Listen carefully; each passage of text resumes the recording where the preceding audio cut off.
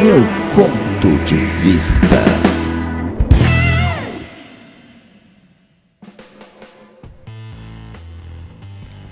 Olá, internautas, sejam bem-vindos ao Meu Ponto de Vista. Este canal, este podcast, tem o intuito de encontrar vida inteligente na Terra. Eu sou o Victor Dias Souza e eu e meu parceiro Henrique Oliveira. Por favor, Henrique, diga oi. Oi, o Henrique aqui do outro lado. Nós estamos juntos nessa empreitada e vamos tentar criar um debate cheio de questionamentos, apresentar temas interessantes, falar sobre a humanidade, falar sobre autoconhecimento e falar sobre nossas experiências. Qual que é o objetivo desse podcast? Bom, a minha visão, né, a gente está se unindo nessa ideia nova, mas eu acho que é trazer um questionamento de ideias, agregar informação, agregar conhecimento através de temas interessantes, enfim, trazer um debate filosófico. Essa é a minha visão, e a sua? Então, quando você estava falando eu pensei um pouquinho, e para mim eu acho que parte de um lugar mais lúdico. Meu primeiro momento é eu quero achar vida inteligente, eu quero gente inteligente para dialogar comigo, conversar com alguém que me estimula. Eu acho que existe uma expressão de uma amiga minha, que é orgasmos mentais. Então, quando a gente vai falando de coisas inteligentes e que tocam partes da gente, aquilo provoca um orgasmo mental, e parece que a gente vai ficando meio dependente disso. Então, quando a gente lida com o mundo, com gente que lida muito com trivialidades ou com coisas superficiais da vida, aquilo cansa, aquilo não alimenta, aquilo não leva para lugar nenhum. Então, se a gente puser esse podcast para várias pessoas e encontrar interlocutores vorazes, como eu falei outro dia, vai ser uma coisa muito fascinante para mim, muito gostosa, poder dialogar com essas pessoas. Eu tenho certeza que se elas vierem com energia, elas vão redobrar minha energia, eu vou querer falar mais, eu vou querer ser mais coerente, vou querer trazer argumentos mais sofisticados, e aí eu acho que a coisa vai longe.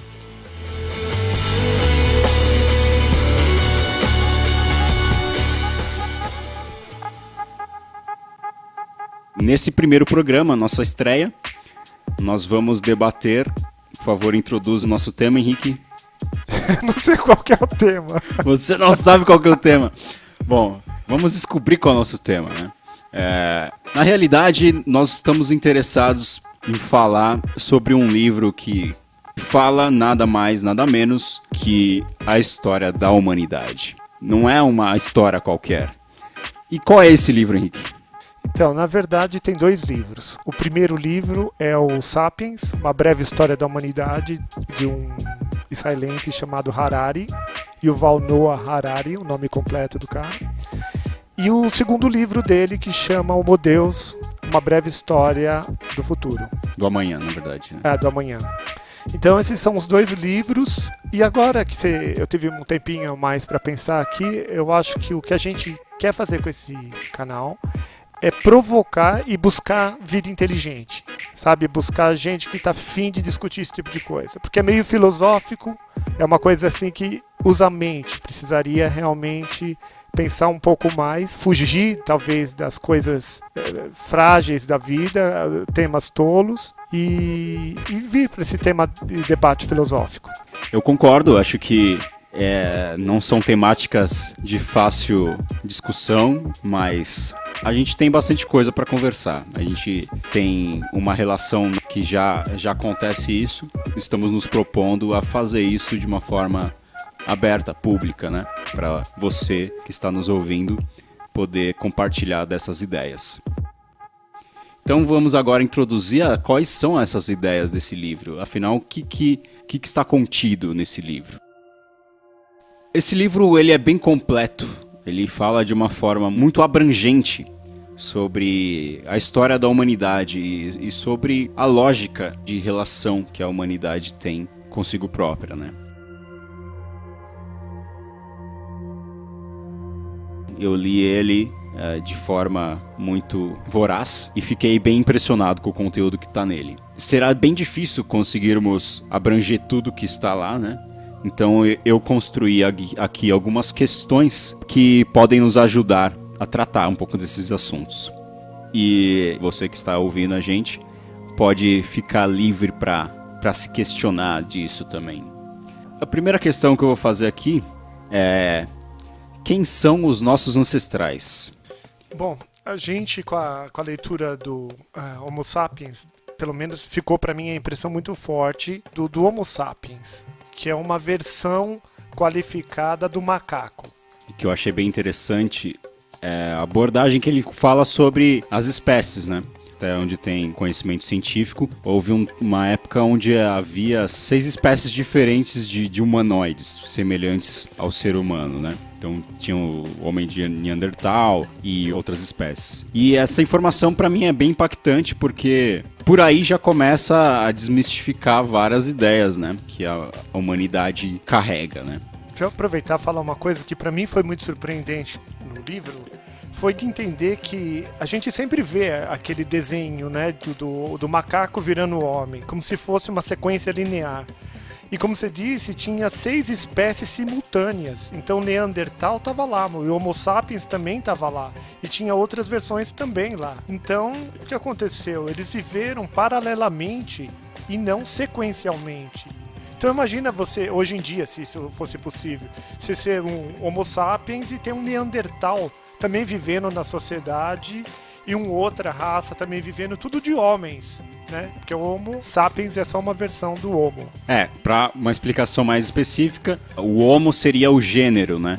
O gênero que a espécie humana faz parte. E o sapiens seria a espécie. Bom, nossa próxima pergunta é: o que mudou em nossos corpos no decorrer da história do Homo sapiens? Bom, vou fazer uma resposta breve. Nada, não mudou nada. O Homo sapiens, segundo o Harari no livro, ele cita que se uma pessoa, por exemplo, você pegasse lá o primeiro Homo sapiens e pusesse uma calça jeans nele, uma camiseta e pusesse ele na rua caminhando, você não perceberia. Ele teria todas as mesmas características que a gente tem hoje. A outra pergunta é uma certa sequência da outra. O que aconteceu com as nossas mentes? Então, eu tenho um entender que foi o seguinte: o corpo não mudou muito. O que mudou ao longo dos séculos foi a cultura. A cultura foi acumulando. Então, o aprendizado foi múltiplo de parte científica, no campo da estética, no campo da música. Então, eu fico imaginando até, quando você disse o que evoluiu no corpo. Então, se o corpo não evoluiu nada e eu pegasse um bebezinho lá, dos primeiros Homo sapiens, e tivesse uma máquina do tempo e trouxesse para hoje, e injetasse a cultura de hoje, educasse ele aqui numa escola de classe média brasileira, eu acredito então, se ele não mudou nada biologicamente, e você coloca o último software, ele funcionaria perfeitamente. O que você acha disso e da pergunta em si? Eu acho que o que se apresenta é exatamente essa coisa da evolução cultural, né? Porque a biologia, até onde tem evidências científicas, não atesta nenhuma grande mudança significativa. Deixa eu fazer um parênteses que eu acabei de pensar agora, eu não tinha pensado nisso antes. Eu mesmo falei isso porque é uma coisa que ele apresenta no livro em alguma medida. Mas a gente sabe, por exemplo, quando o europeu chegou nas Américas, os índios pereceram porque eles não conseguiam lidar com vírus, com determinados vírus. Então, o corpo talvez não tenha mudado, mas o que circula no corpo talvez tenha mudado. E faz diferença. Como assim, o que circula? O sangue, as bactérias, o sistema imunológico, alguma coisa mudou. Esse ponto é interessante porque eu fico pensando que seria uma lógica impossível de se levar em consideração de que nada mudou. Porque se você tiver um pensamento científico, precisa haver uma mudança do corpo e do ambiente para que isso se transforme em outra coisa. Mas eu acredito que tenha havido sim mudanças na forma que os neurônios se relacionam, talvez mesmo, como você disse, nas células, no próprio DNA de alguma coisa. Não tem um braço a mais, não tem uma perna a menos, mas o cérebro, o corpo, deve ter mudado. Não, mas aquela ideia de pegar o bebê e trazer de lá pra cá, pôr a cultura nele, ele funcionaria como eu, como você? É uma aí questão já que acho que... um enigma, porque imunologicamente talvez ele já não aguentaria aí. A hora que ele tivesse aqui a primeira gripe, mataria ele. É possível, porque afinal de contas, a gente não pode eliminar o fato de que cada geração está agregando, né, no seu código de DNA, então ele está absorvendo quais são as hereditariedades, quais vão ser as doenças, quais vão ser as imunidades mais desenvolvidas. Então, ele talvez seja um indivíduo mais fraco, né, porque não passou por diversas gerações de adaptação. Provavelmente por essa lógica, então ele não é igual, né. Não, e a ideia de Darwin mesmo, a sobrevivência do mais forte. Sendo que vê que nós que estamos aqui vivos hoje, a gente é a espécie feroz, que a gente conseguiu sobreviver e está aqui ainda. Quando fala essa coisa de a sobrevivência do mais forte, a lei da sobrevivência não é a do mais forte, é a do que melhor Mais se adapta. adaptável, Né? É uma lógica que eu acho que é bem diferente, né, quando a gente fala forte, porque a gente imagina, se fosse assim então, acho que o Tiranossauro Rex estaria aí, né? agora teclando em computadores e utilizando óculos na Não frente. entendo nós como escravos, assim, tudo na correntinha. Exatamente.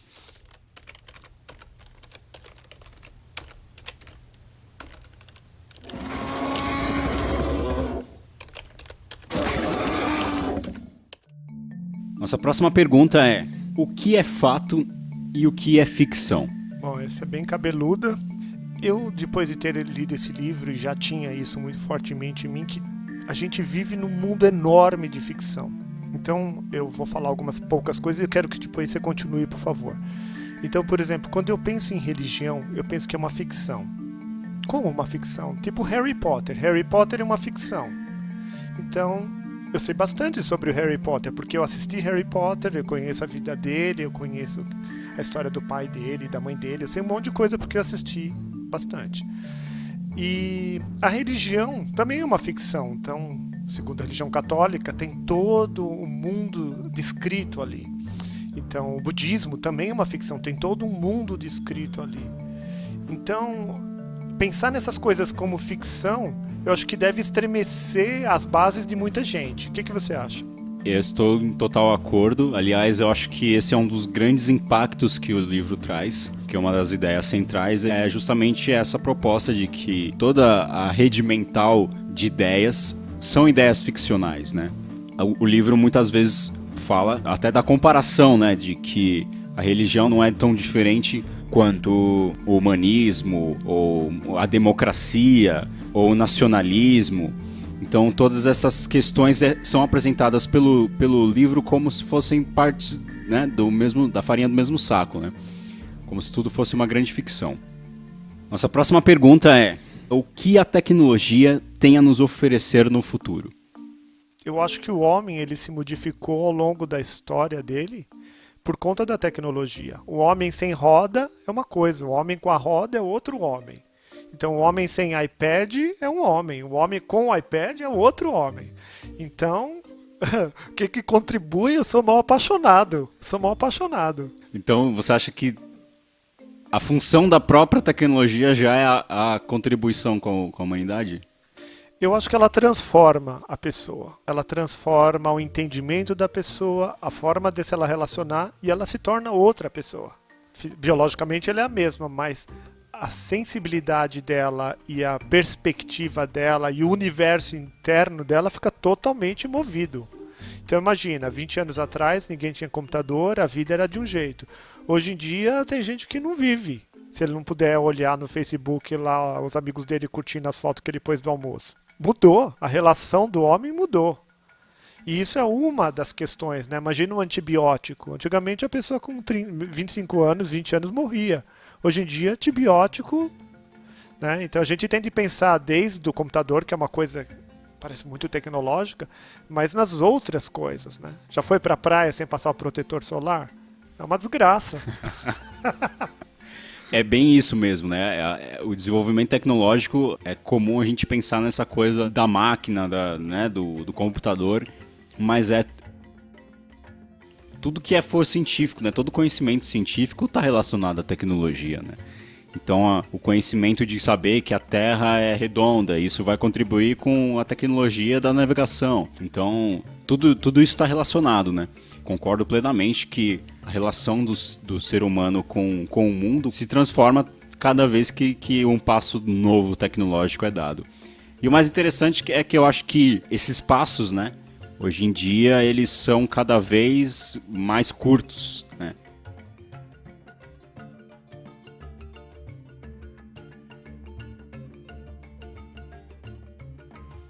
Bom, já que a gente foi agora pro futuro, né? A gente estava falando bastante do passado, agora a gente vai falar um pouco do futuro.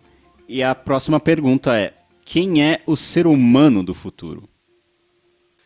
Bom, segundo o livro, a espécie de hoje, segundo o autor, vai se modificar, porque hoje a gente adquiriu a capacidade da alteração genética. Se a gente se alterar geneticamente, por exemplo, se você colocar um gene em mim de morcego, eu não sei se eu vou ser um Homo sapiens, eu vou ser talvez um Homo sapiens ou um Homo ou qualquer outra coisa, morcegômetro. E aí eu vou ter a capacidade de ter um sonar e de perceber coisas super legais. Eu não vou bater a minha cabeça no escuro. Então, todos os filmes que a gente assiste no cinema, principalmente os blockbusters, o Homem-Aranha, o X-Men, as Tartarugas Ninja, elas são esse novo homem, talvez. Se a gente se alterar geneticamente, ele vai ser esse novo homem. Que eu não sei se é Homo sapiens, talvez seja outra coisa. Então vamos lá, Victor, uma pergunta para você. A ciência é inimiga da religião? Olha, por muito tempo eu acho que eu acreditava nessa afirmação, mas esse livro, como foi mencionado, é super impactante e ele acaba quebrando muitas ideias, como é o exemplo dessa. Na verdade, ele traz, inclusive, né, muito conteúdo que atesta, né, que a religião é um grande suporte para a ciência e vice-versa. Né? As duas coexistem de formas aparentemente antagônicas, mas elas têm uma dinâmica de harmonia que é imprescindível para que elas funcionem. Né? E o que você acha? Vou para um outro ponto dessa questão que eu acho interessante. Religião, do jeito que o Harari descreve, realmente também quebrou para mim, quebrou muito, porque religião saiu do sentido normal que a gente tem. Então, religião a gente pensa em religião católica, o budismo, o islamismo, essas coisas. E depois que eu li o livro, eu comecei a entender religião outra coisa, como religião. Religião é qualquer conteúdo metafórico, sabe? Qualquer conteúdo textual do qual a gente se vale. Então, por exemplo, eu acredito em dinheiro. Eu acredito no dinheiro. É um papel. Isso daí é o quê? É uma convenção humana. Essa convenção se tornou uma realidade para mim. Então, ela é uma atividade discursiva que eu aceito. Né? Então, assim como eu aceito a descrição do catolicismo, que é um conceito, eu aceito a ideia do dinheiro, e eu aceito várias outras ideias, como o humanismo, como os direitos humanos, enredos inteiros, ideias inteiras complexas que funcionam na mente humana. Porque o humano ele precisa ter definição, ele tem de ter um direcionamento, explicação. Então, não sei se eu simplifiquei demais a ideia do Harari, mas eu tenho uma sensação forte, que foi isso o legado que ficou para mim, de como o ser humano necessita de enredos. Inclusive, isso é uma grande força humana, que a gente trabalha cooperativamente por conta desses grandes enredos em comum. É isso que diferencia, por exemplo, a dinâmica social dos chimpanzés. Eles não conseguem fazer associações numerosas, mas o ser humano, com a questão do dinheiro ou com a questão dos direitos humanos, a gente consegue abarcar praticamente todos. Todo mundo consegue viver dentro de um enredo desse. E esse realmente seria o grande parceiro da ciência. Uma coisa é os dados empíricos da ciência, outra coisa é o enredo sobre o qual a gente vive. Bom, pessoal, chegamos ao final do nosso programa, esse nosso programa de estreia. Estou bem contente com a nossa conversa. E é claro que a gente explorou muito superficialmente tudo que os livros falam. E por conta disso, nós pretendemos ainda prosseguir com essa conversa em futuros programas. E é isso aí. E você achou o quê, Henrique? Eu gostei bastante. Estou Estou super feliz com esse evento, que faz tempo que a gente tem se programado para fazer isso. E eu queria convidar vocês para curtir nosso canal. A gente vai ter ele em 3 formatos diferentes. A gente vai ter no nosso site, vai ter também no Facebook e no YouTube. Então, se você se inscrever no nosso canal, curtir e acompanhar nossas falas, a gente agradece muito. E mais do que isso, se vocês participarem, porque se vocês prestarem atenção no começo, a gente está procurando por interlocutores vorazes. Então, são pessoas que gostam desses temas, que gostam desses assuntos e estejam interessados em partilhar com a gente. Então, se vocês mandarem perguntas ou se vocês quiserem mesmo um dia participar com a gente, falando aqui e dando seu ponto de vista, que vai se tornar meu ponto de vista, vocês são super bem-vindos.